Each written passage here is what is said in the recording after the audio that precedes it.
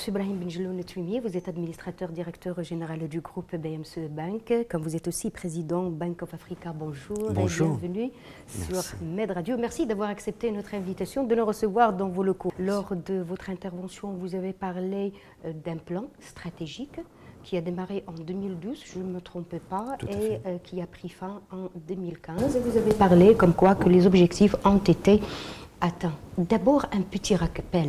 Ce plan stratégique, est-ce qu'il s'agit d'un assainissement? Est-ce qu'il s'agit d'une correction de l'assise financière?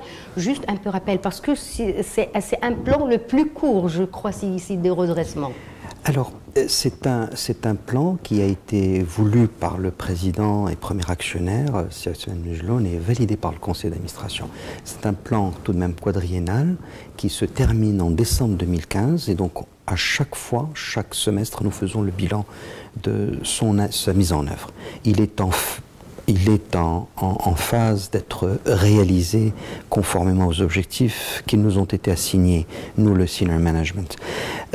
Le plan stratégique de développement, comme son nom l'indique, est un plan de développement. Par la grâce de Dieu, la gestion depuis la privatisation de BMC Bank, et déjà avant la privatisation, a toujours été saine, et il n'y a jamais eu besoin d'être dans une phase d'assainissement. Il est vrai que le système bancaire connaît depuis quelques années une hausse systémique des risques, mais cela requiert des actions d'assainissement de créances qui sont problématiques, oui, c'est vrai, mais il n'y a pas péril en la demeure, ni dans le secteur bancaire, encore moins à la BMC Bank, si l'on en croit des indicateurs comme le taux de sinistralité qui est inférieur à celui du secteur bancaire, inférieur donc à 7%, à 6,6%. Et puis, vous avez aussi ce qu'on appelle le ratio du coût du risque, qui s'élève à 1% et qui est là aussi inférieur à ce que l'on observe par ailleurs. C'est un plan qui a en même temps voulu s'appuyer sur l'approfondissement de la bancarisation au Maroc, c'est-à-dire la poursuite de la croissance du réseau et de l'effectif donc des agences, en même temps l'expansion en dehors des frontières et plus particulièrement au sud du Sahara, et à cet effet il s'agissait de pouvoir monter en charge dans Bank of Africa et également dans d'autres participations que le groupe BMC Bank a en Afrique subsaharienne, comme la Congolaise de Banque ou la Banque du développement du Mali. Il y avait également l'expansion en Europe.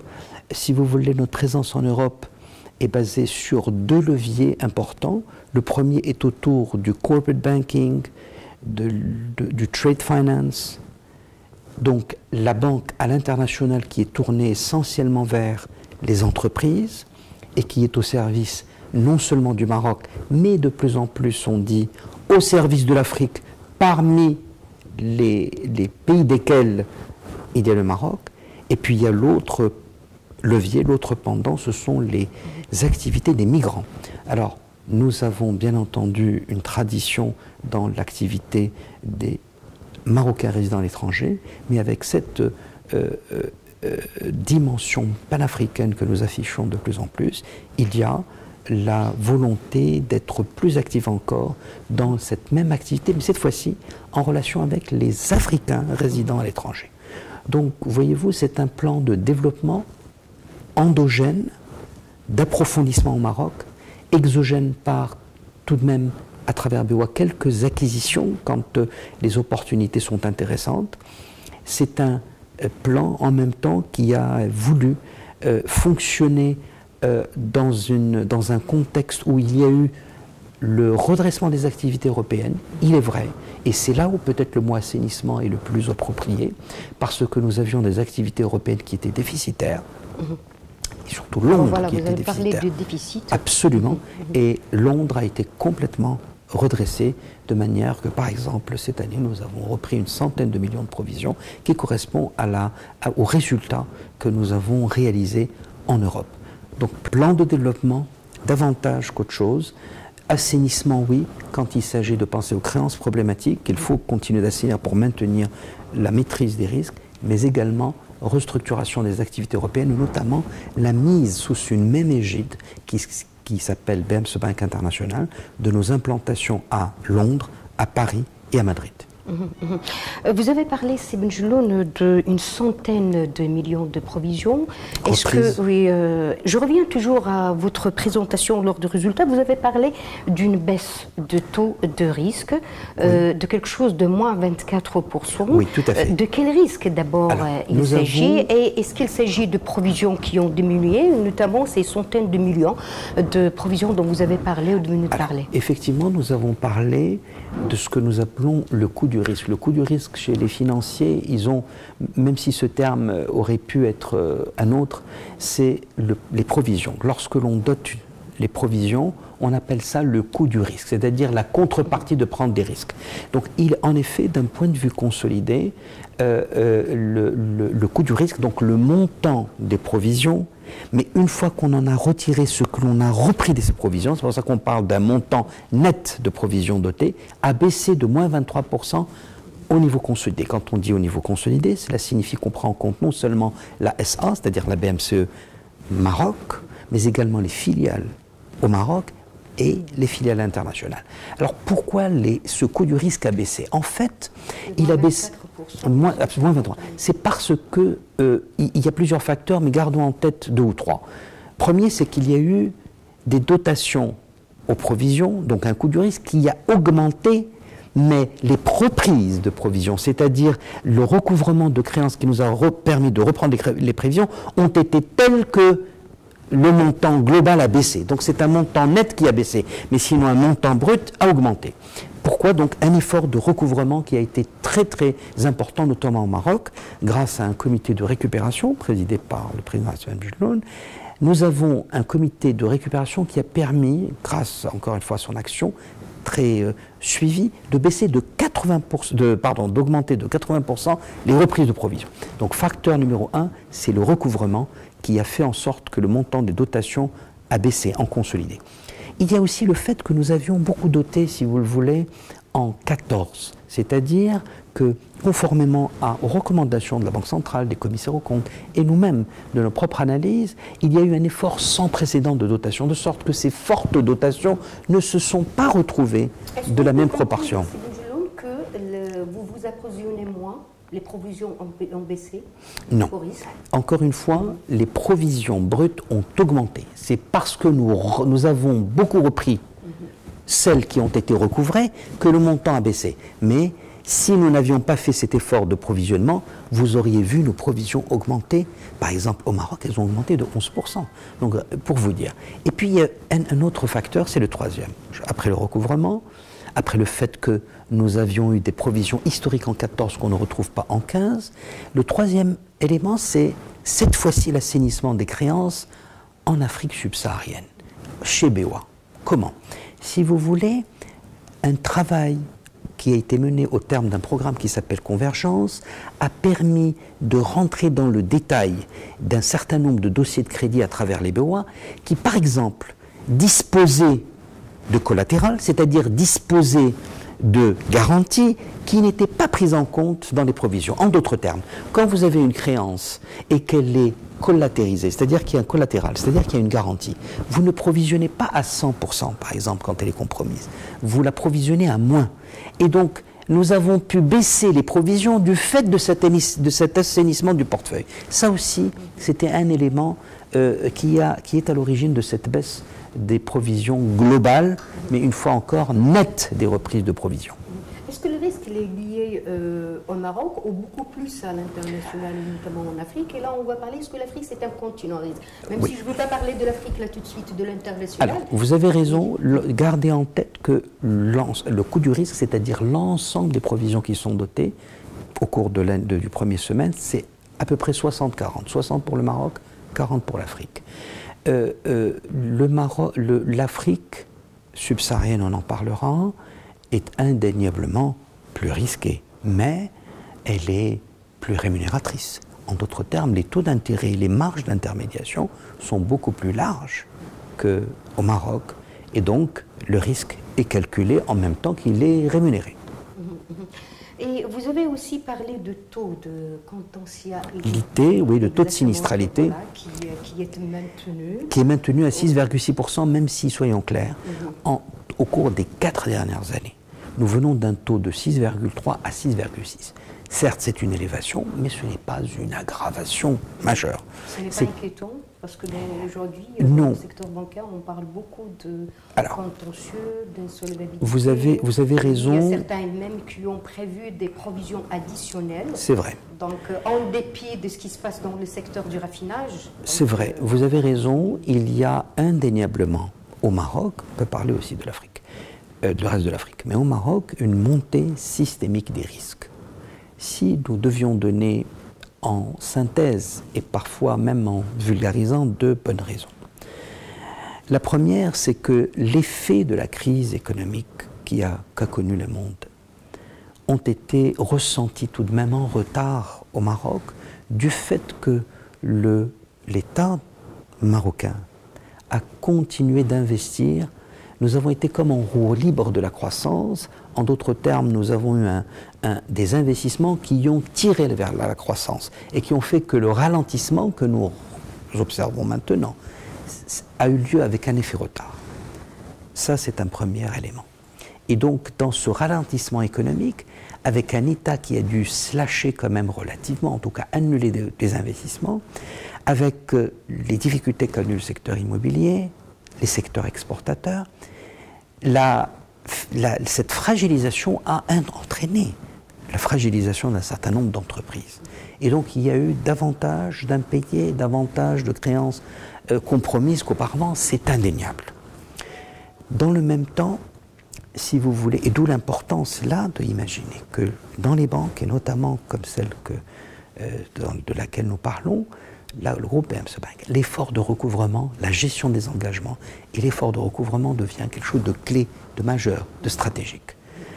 Lorsqu'il y a comme cela cette augmentation de sinistralité, il faut rassembler les forces pour aller chercher, recouvrer de son argent. Mais recouvrer ne signifie pas un recouvrement contentieux, judiciaire. C'est trouver des solutions avec les clients.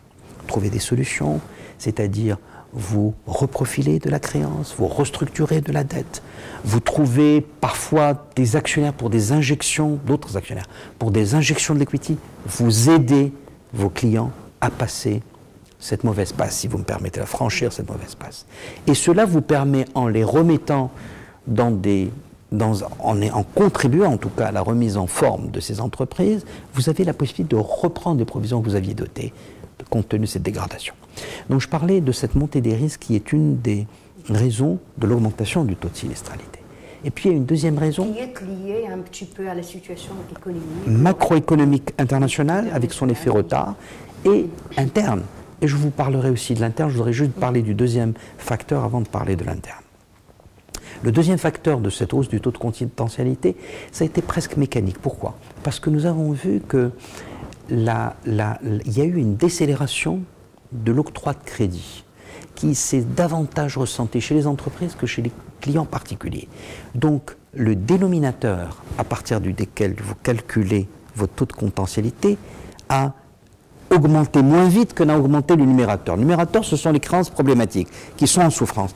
Le dénominateur, ce sont les créances. Votre ratio s'est encore davantage aggravé du fait que la croissance des créances en souffrance a été plus vive que la croissance des crédits, d'où deuxième facteur mécanique de la baisse, de la hausse du taux de potentialité. Pourquoi ce ralentissement de l'octroi de crédit? Surtout, le crédit qui est lié à l'investissement, c'est-à-dire le crédit octroyé aux entreprises et un certain secteur aujourd'hui qui vivent une certaine stagnation. Une réponse, je dirais, étayée devrait provenir de la Banque centrale à l'issue d'études sur l'ensemble des banques pour comprendre ce qui s'est passé. Mais pour ce que nous savons ou l'expérience de BMC Bank. D'abord, n'oublions jamais que le taux de croissance des engagements, c'est-à-dire des crédits, avait été extrêmement fort avant la crise. Et nous avons sans doute connu une inflexion de tendance à partir de 2012. Ça, c'est un élément important.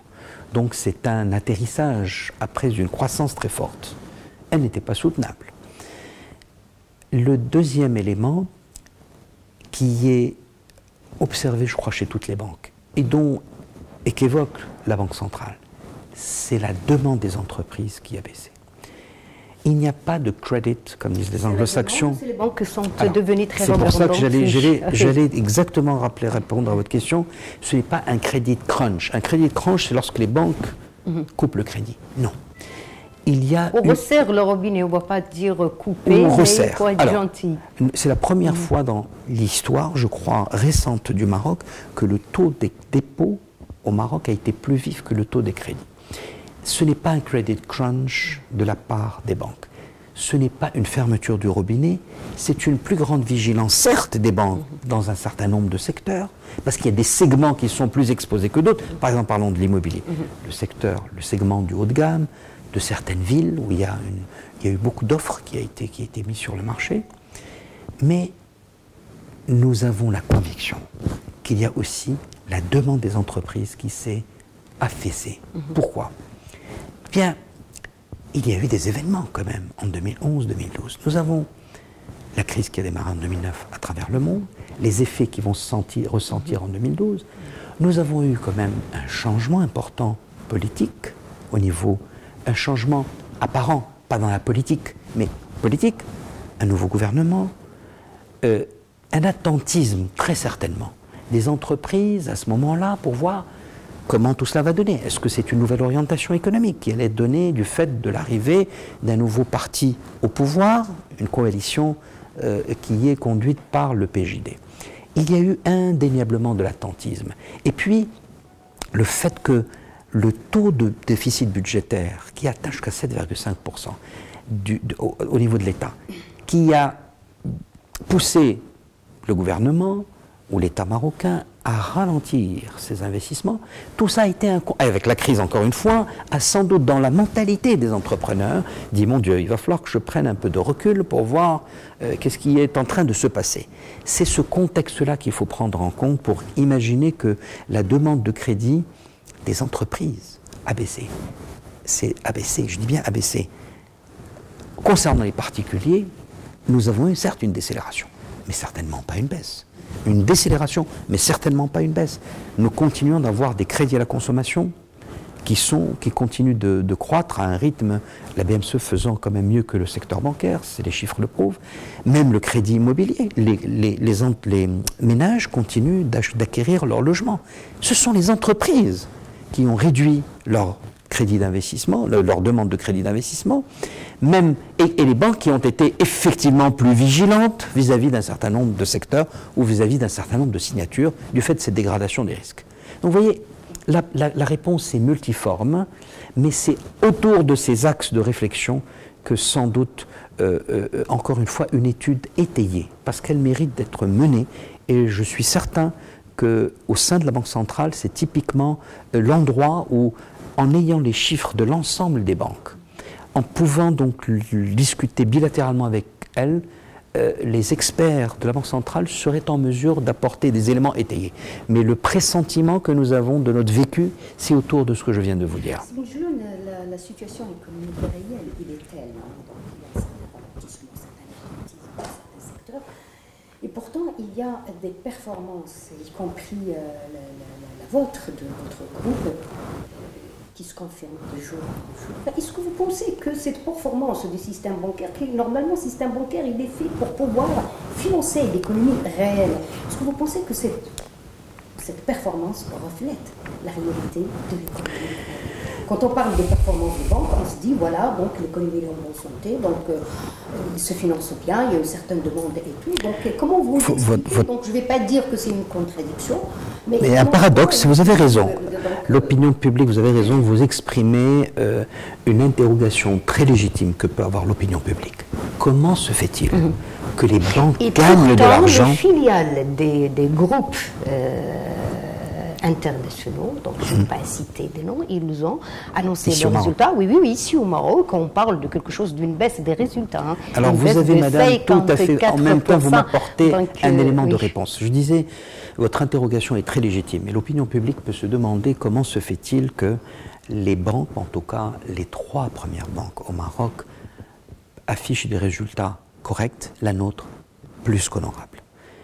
Vous avez typiquement, en illustrant par rapport aux banques filiales de groupes étrangers, vous avez apporté un premier élément de réponse. Les 3 premières banques au Maroc ont eu la chance d'avoir diversifié les sources de leurs revenus grâce à l'international. La BMCE est la plus internationale de ces 3 banques dans la mesure où la part des résultats procédant de l'international atteint 36%, où l'Afrique, parmi les 36%, représente 28 points, 28%. Et BOA, 24% parmi les 28. Donc on a 24% la BOA, 4% les autres filiales africaines de BMCE, si on peut les appeler ainsi, qui sont la Congolaise de Banque, qui est gérée par la BMCE, où nous avons moins de 35%, et la Banque du Développement du Mali, et bien sûr la BOA. Donc ça, c'est un élément fondamental sur lequel vous avez mis le doigt. Les banques marocaines, de capitaux majoritairement marocains, se sont diversifiées. Il faut qu'on s'en félicite. Donc elles sont moins tributaires, même si elles restent assez tributaires, elles sont moins tributaires du marché national. Et tant mieux, madame, je vous assure, parce que c'est grâce à leur santé économique qui, grâce à Dieu, est solide, qu'elles peuvent se permettre, quand il y a cette dégradation systémique des risques, de continuer d'accompagner leurs clients, de ne pas dire « j'arrête » brutalement. Et arrêter brutalement, c'est arrêter brutalement pour un certain nombre de clients dont on peut précipiter la chute. Ça n'a pas été le choix qu'ont fait les banques. Si vous pouvez regarder dans les grands dossiers sans les citer, il y a eu toujours de la concertation parmi les banquiers, parmi les présidents des banques, au sein du GPBM, en intelligence avec la Banque centrale, le gouverneur de la Banque centrale, en intelligence avec les autorités publiques, que ce soit le ministère des Finances, parfois même les ministères spécialisés, que ce soit de l'habitat ou du tourisme ou même de l'intérieur. Donc il y a une approche publique-privée qui adresse les sujets sérieux de ces créances qui sont arrivées sur la place publique. Et il y a des banques qui se portent bien parce qu'elles sont bien gérées. Elles sont bien gérées parce que leurs actionnaires sont très vigilants par rapport à la manière dont elles sont gérées et parce qu'elles répondent à des normes internationales. Vous exercez le métier de banquier au Maroc selon les mêmes normes, BAL 3, même s'il y a des mesures transitoires, mais nous sommes même en avance parfois par rapport à des systèmes financiers matures. Et puis les gens travaillent d'une manière assez hardie au sein des banques. Donc c'est tout un contexte. Et puis nous sommes un laboratoire social. Nous avons un capital humain qui est relativement bien choyé par rapport à d'autres secteurs. C'est tout cela qui explique la bonne santé des banques marocaines. Tant mieux pour ces banques, parce que comme on vient de le dire, eh bien elles ont quand même la possibilité de refaire face à leurs engagements et d'être plus accommodantes par rapport à des coups durs qu'il peut y avoir ici ou là au Maroc. On peut avoir un indice de taux de solvabilité qui confirme cette capacité d'honorer l'engagement. Absolument. Nous avons des ratios de solvabilité, moi en parlant pour la BMCE Bank, qui sont au-dessus des normes, qui sont des minima. Les autres banques, essentiellement, même les banques bien entendu de capitaux majoritairement françaises, les banques françaises de capitaux majoritairement donc français, elles aussi respectent les ratios de solvabilité. Les ratios de liquidité sont pareillement respectés. Là, je m'en tiens sur ce qui est publié dans les résultats financiers officiels de nos confrères. Lors d'une sortie médiatique, vous avez parlé de quelque chose comme 7% en 2007. Qu'en est-il justement de ce ratio aujourd'hui? Est-ce qu'on a déjà atteint 10%? Alors, vous avez souvent les ratios de solvabilité au Maroc sont bien au-dessus du 9% minimum. Nous sommes à 10, à 11, de 10 à 11 pour les banques les plus importantes. Le ratio de solvabilité consolidé, ça c'est ce qu'on appelle le Tier 1. Il doit être au-dessus de 9% et nous sommes bien au-dessus de 9. Et le ratio de solvabilité global doit être au-dessus de 12% et vous avez les banques qui sont à 13, à 14, certaines même davantage. Donc la solvabilité du système bancaire marocain est indéniable. En dépit de la montée des risques au Maroc, mais qu'il n'y a pas, encore une fois, péril en la demeure. Il n'y a pas péril en la demeure. Il y a un système bancaire, et ça c'est le citoyen seulement qui parle, pas seulement le banquier, le citoyen que je suis, remarque une mobilisation exceptionnelle des dirigeants des banques, de leurs présidents, des présidents des banques, avec, encore une fois, les autorités réglementaires, pour adresser les sujets qui concernent tout le monde. Ce n'est pas un sauf-qui-peut, ce n'est pas chacun qui le fait individuellement. Et ça aussi, c'est un gage de cette solidité du système bancaire, cette intelligence de rapport qui caractérise le système bancaire marocain. Est-ce que cela confirme, Sibin Jelloun, que les capitaux propres, ou bien que les banques marocaines ne sont pas sous-capitalisées, Certainement comme pas. disent certains? Certainement pas. Vous savez, sous-capitalisées, certainement pas. Qu'elles soient moins je vais jouer sur les mots, moins surcapitalisées qu'elles devraient, je vais vous faire dire exactement ce que ça veut dire. Les agences de notation peuvent dire, messieurs les banquiers, d'accord, vous respectez les minima de 9% pour le Tier 1, c'est-à-dire les fonds propres durs, le cœur du moteur, c'est ce qu'on appelle Tier 1, à 9%, et vous êtes bien au-dessus, bravo. Vous êtes au-dessus de 12%, qui est le minimum du ratio de solidité, bravo. Mais moi, dirait cette agence de notation, je considère que vous devriez être à entre 1,5 voire 1 point au-dessus de ce minima parce que vous êtes à l'international. Ça, c'est un langage qui peut être tenu aux banquiers, et peut-être avec raison. C'est-à-dire qu'on peut nous permettre, avec l'effort des actionnaires, à être au-dessus de ces minima. Mais j'ai envie de vous dire quelque chose qui est fondamental de gestion des risques et de gestion prudentielle. Nous sommes tenus, toutes les banques, à transmettre à la Banque centrale ce qu'on appelle des stress tests, c'est-à-dire des simulations d'aggravation, de tomber d'un coup de tout un secteur, de tout un pays, bref, d'imaginer le pire. Et l'on voit quel est l'impact sur le ratio de solvabilité. Eh bien, bien souvent, encore une fois, grâce à Dieu, dans les stress tests de la BMC Bank, on trouve que nous sommes encore au-dessus des minima. Donc ça vous montre quand même que les banques ne sont certainement pas sous-capitalisées, en tout cas certainement pas le groupe BMC Bank. Une performance qui est confirmée, c'est Sibin Jelloun. Est-ce qu'on peut dire que c'est grâce aussi, vous avez parlé de la diversification à l'international, l'Afrique s'accapare de quelque chose comme 28% pour le cas de votre groupe. Est-ce qu'on peut dire que aussi cette performance s'explique en grande partie par cette belle diversification et votre présence en Afrique?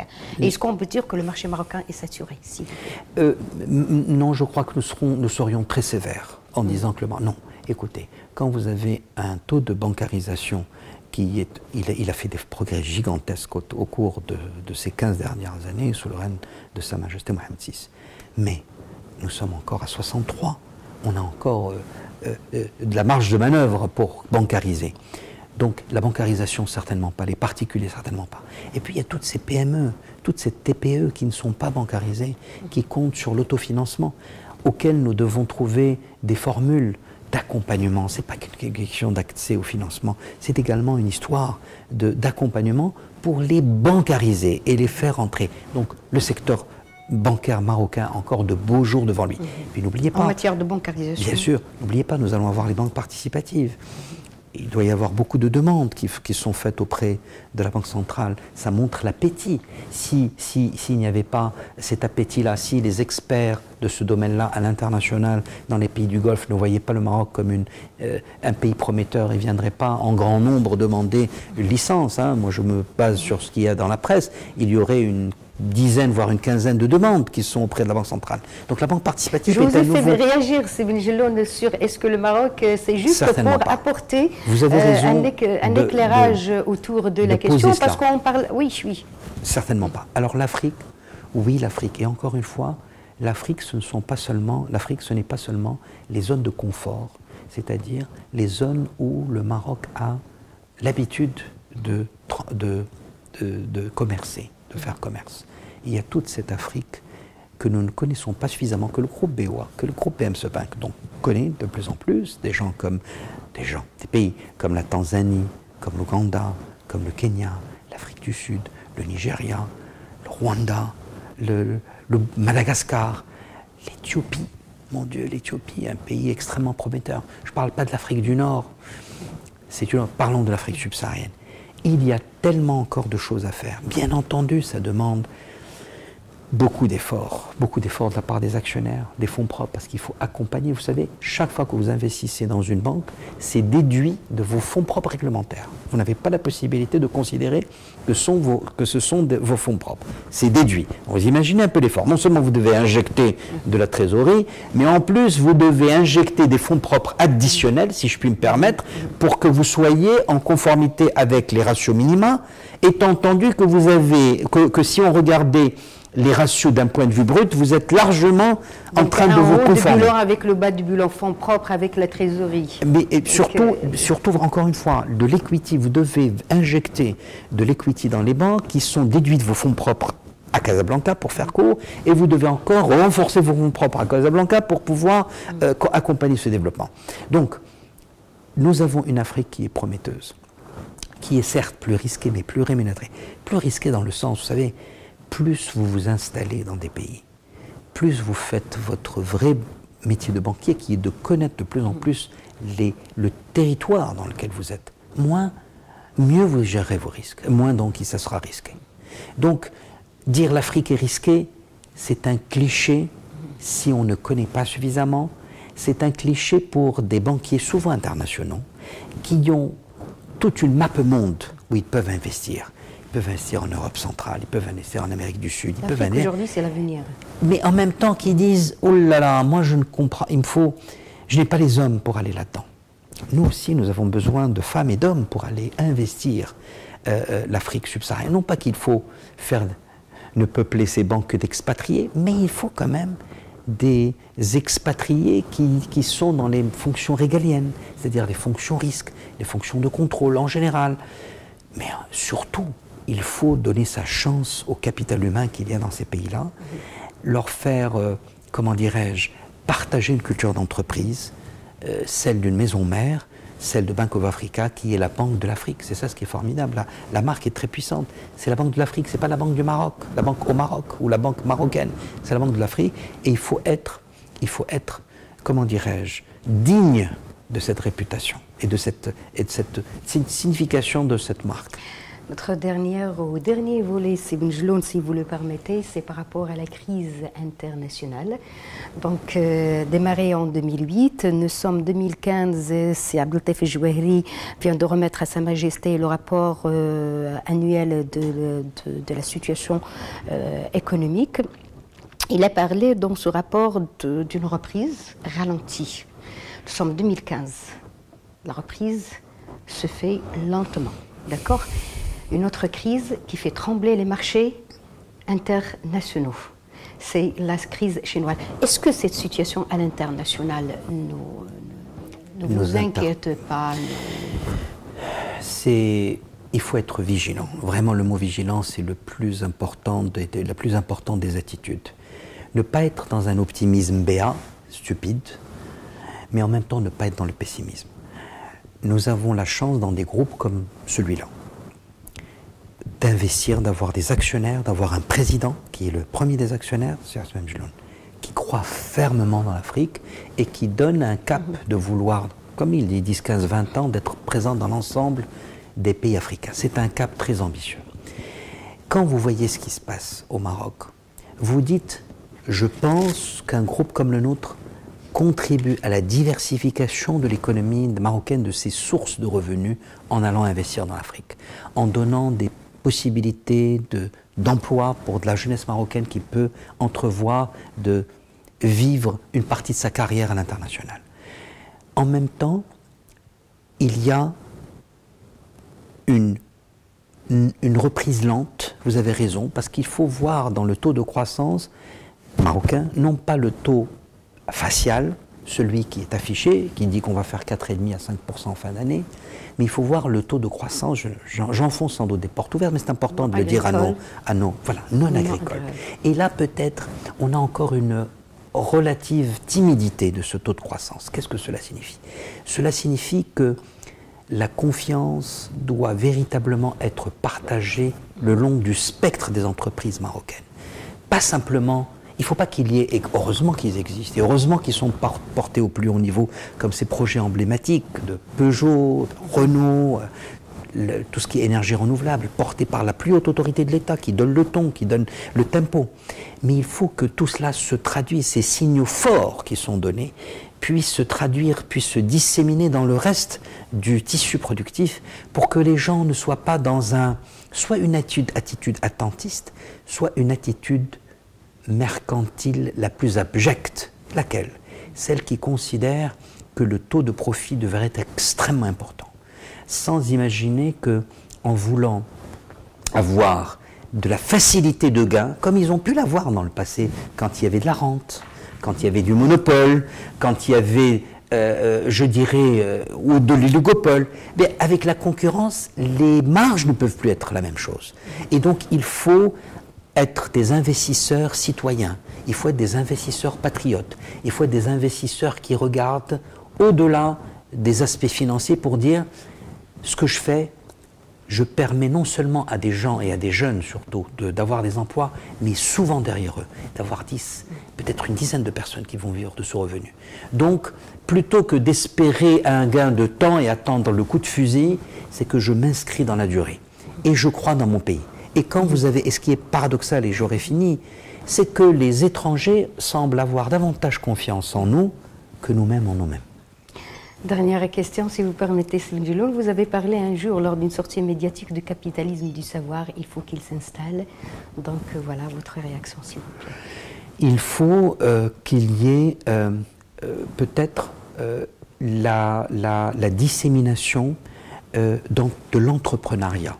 Et si vous parlez du capitalisme du savoir, je dirais de l'esprit d'entrepreneuriat. C'est-à-dire que l'on puisse considérer que l'avenir de l'emploi est basé sur l'esprit d'initiative, qu'on ne peut pas s'attendre à ce que les autorités publiques, l'État, créent des emplois. Ce n'est pas son rôle de créer des emplois. Son rôle est de permettre la création d'emplois, de faire les réformes qui permettent cette accélération de la création d'emplois. Mais nous allons vers un monde, et c'est ça peut-être qui est formidable, où l'immatériel prend de plus en plus le dessus. Et en prenant le dessus, nous n'avons plus besoin, si vous voulez, d'être tributaires d'un savoir qui est nécessairement, comment dirais-je, domicilié dans les machines.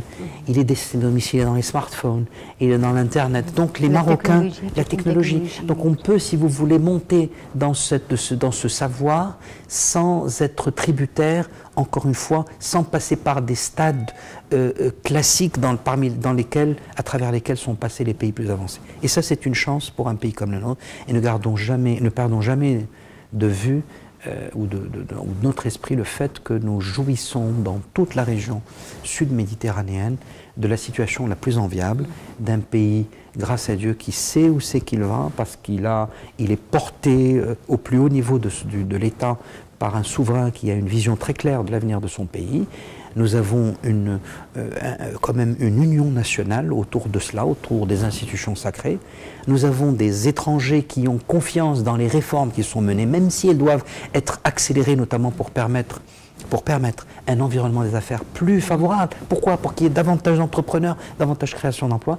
Eh bien, les Marocains, le moyen, si vous me permettez l'expression, c'est-à-dire tout un chacun d'entre nous, devrait avoir plus confiance dans son pays et professer l'optimisme, parce que l'optimisme permet l'action. Et être dans une posture pessimiste, c'est se mettre dans une situation de non-action. Et on ne peut pas se le permettre. Brahim Bendjelloul, je rappelle que vous êtes administrateur, directeur général du groupe BMCE Bank, quand vous êtes aussi le président de Bank of Africa. Merci d'avoir accepté cette interview, de nous recevoir dans vos locaux. Merci beaucoup. Merci beaucoup de votre invitation.